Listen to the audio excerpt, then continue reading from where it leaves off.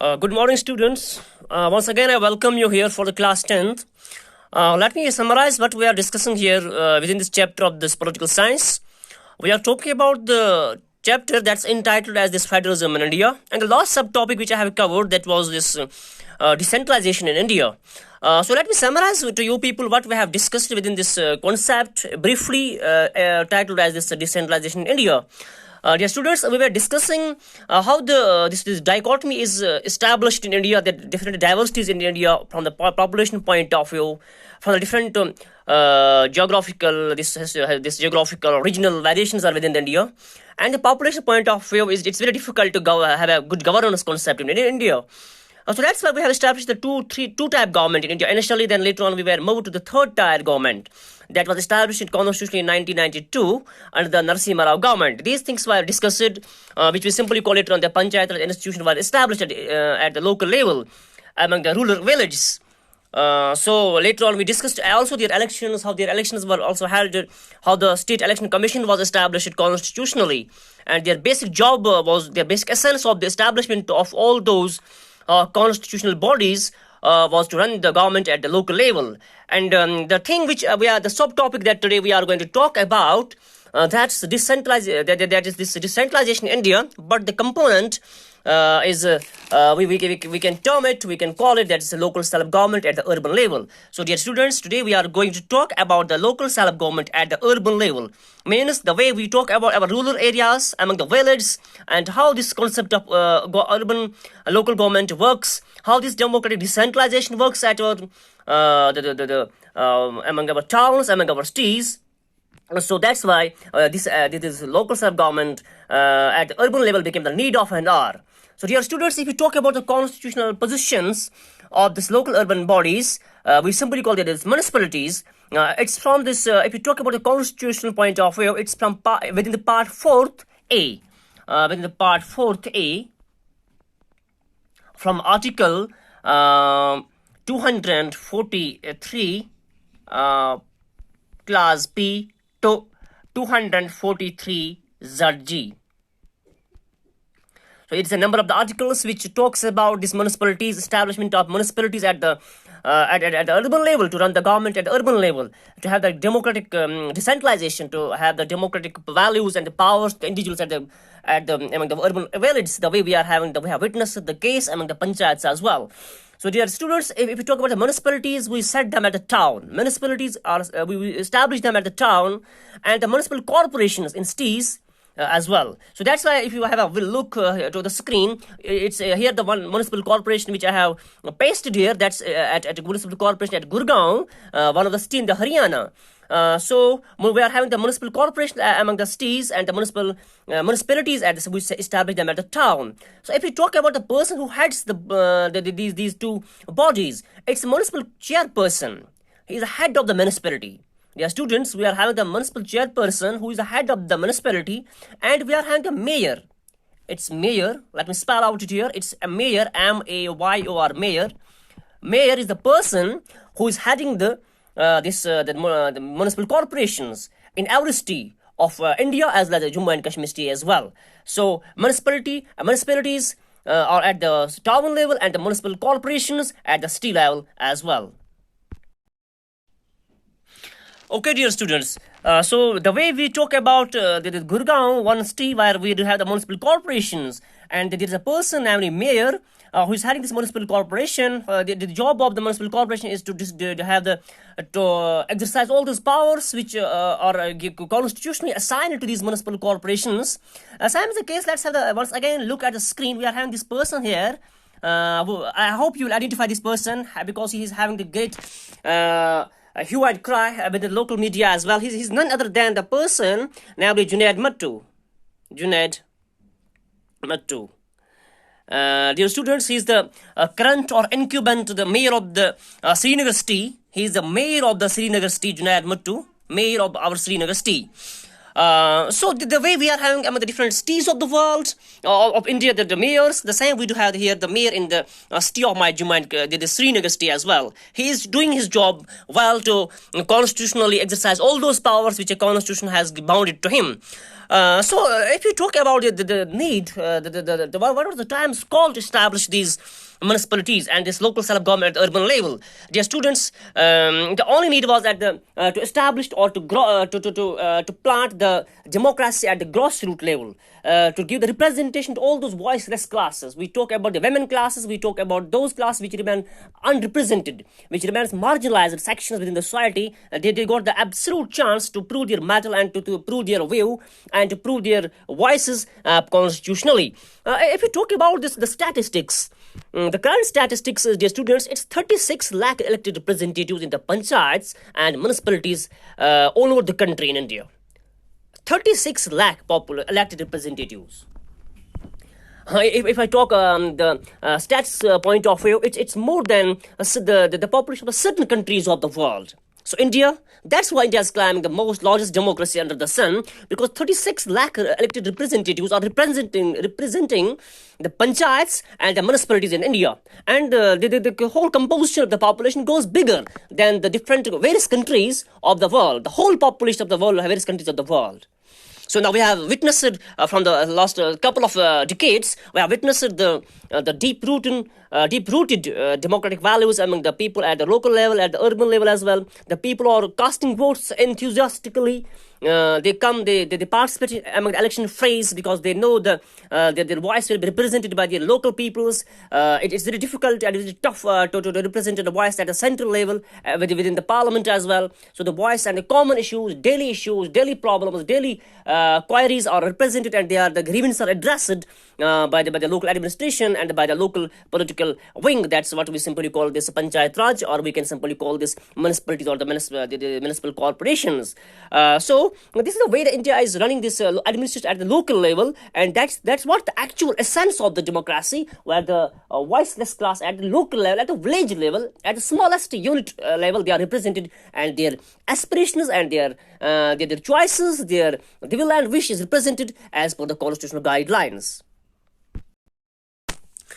Now let's move ahead to the students. If we talk about this decentralization in India, the one case that's having a very astonishing and the special importance among the Constitution of India, within the Constitution of India, that's the case of the Jammu and Kashmir states.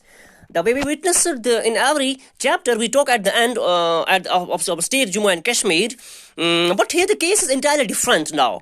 The thing which I am going to discuss here, that's the pre-370 abrogation. That's the pre-370 abrogation that was giving the special status to the state of Jammu and Kashmir.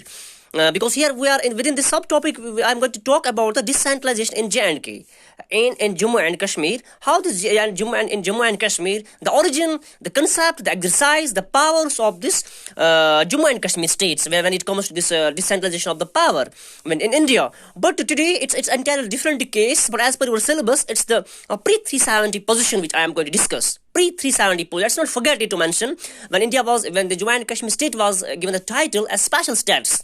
Special position among the books of among the pages among the annals of the Constitution of India. So, but it's now the situation is entirely different. Than the nomenclature has been entirely changed from statehood to this union territory.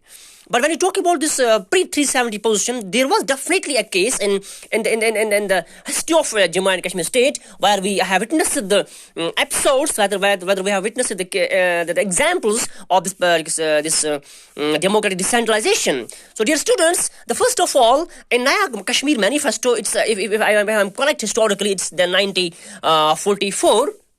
The first of all, in 94, in the Naya Kashmir Manifesto, the voice was raised by the National Conference government. Naya Kashmir Manifesto, the voice was raised by the National Conference people for establishing this democratic decentralization. Within the same Naya Kashmir Manifesto, Article 70 speaks, I am going to read it here, that it talks about the political power shall be equally distributed among the regions of the states and will be further decentralized at the lower levels like districts, like blocks, and like the panchayats. So, dear students, it was what the Naya Kashmir Manifesto program of National Conference of 1944 was speaking like this. So, but in 1957, the same was incorporated in the state constitution. The same Naya Kashmir Manifesto was incorporated in the state constitution, but for a long span of time, it was not. It didn't got this the constitutional status. It was not implemented rather. But till 1980, after 1980, the government took a leaf and passed the act, this Panchayat Raj in J&K state in 1989. So the Panchayat Raj Act in Jammu and Kashmir, we do have our own special Panchayat Raj Act that was passed in 1989. So in 1989, the Jammu and Kashmir state was having its own Panchayat Raj Act passed by the National Conference government based on the idea of the democratic decentralization. So that gives the concept of, that gives the view and opinion of this. Let's have the three-tier government Panchayat Raj system within the state of Jammu and Kashmir. So, dear students, if we talk about the local urban bodies in the Jammu and Kashmir, they are 84 in number, and we have the two municipal corporations. One municipal corporation is established at the Srinagar, and the second is at Jammu.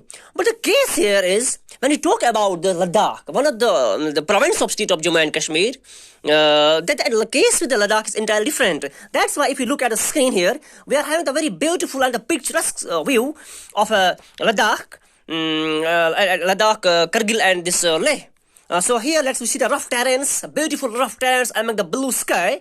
We are having here in the same manifesto, the special status was given to Ladakh.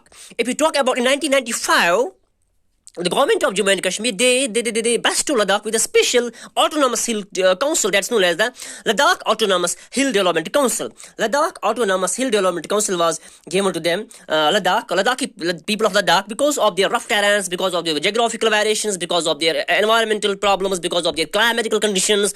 They were given a special status in 1995. Dear students, that's known what we call it simply the Ladakh Hill Development Council. That's backed by the councillors, that's headed by the different various councillors. Same is the case when you talk about the Kargil. The Kargil was also given in 2005, the Kargil Hill Development Council. So the basic sense of this giving this province, the special constitutional body, what we simply call the Ladakh Hill Development Council, and we call the Kargil Hill Development Council, their basic sense was only to involve the public involvement, at the grassroots level. That the people of Ladakhis and the Kargil people, they should not feel isolated. They should not feel alienation, a sort of inferiority complex within the governing system. That's why, because of their rough and the tough geographical location and establishment. So they were given a special status. The people are enjoying the special status under this LHDC, Ladakh Hill Development Council, and the Kargil Hill Development Council, established in 1995 and 2005 respectively. So dear students, the way the Jammu, Kashmir and the Ladakh, the power were segregated, the powers were fragmented. So it means that this voice was given to the voiceless class as well. So let's conclude the bottom line of the story, by which we are going to end the chapter of this chapter number 2 of the political science, that was this federalism in India. So dear students, the federalism of India, now let's have a brief recapitulation of all those things we discussed in federalism in India. What was the need of the federalism in India, how it functions, what's the role of the center-state relations, how states are represented at the central level, and how the states taking part in the small regional political parties are taking part in the elections, and we witnessed the coalition concept government as well, how the linguistic diversity is given the absolute position constitutionally, and this how the whole concept of secularism is worked within India to maintain this communal harmony in India as well, when we talk about it theoretically. And later on, we witnessed the case at the end, in case of Jammu and Kashmir, where we had this the concept of decentralization in case of this mayors who represented the cities in Jammu and Srinagar as well. Then we can say the Ladakh Hill Development Council. We witnessed also the Kargil Hill Development Council, where the women are represented by the councillors, play a very beautiful role, smoothly to give the concept of the democratic decentralization among the people, where the people of Ladakhis, they should not feel the sort of alienation. They should not feel the sort of misrepresentation that they are not represented abruptly, aptly, completely at the central level. That's why, because of their rough terrains, because of their geographical variations. So that's why the power at the grassroots level was given to the people of the Ladakh and the Kargil as well. So this is the way the India claims that we are the federal in nature, where the power are divided, they are not cocooned, they are not centralized, they are absolutely decentralized. Hope you have developed a sense now how India is a federal concept, how it is a federal country, how federalism as an ideology, as a political system governs the country, what we simply call in India. Till then, I will meet you with the next chapter, with the next title. You just take care and be prepared.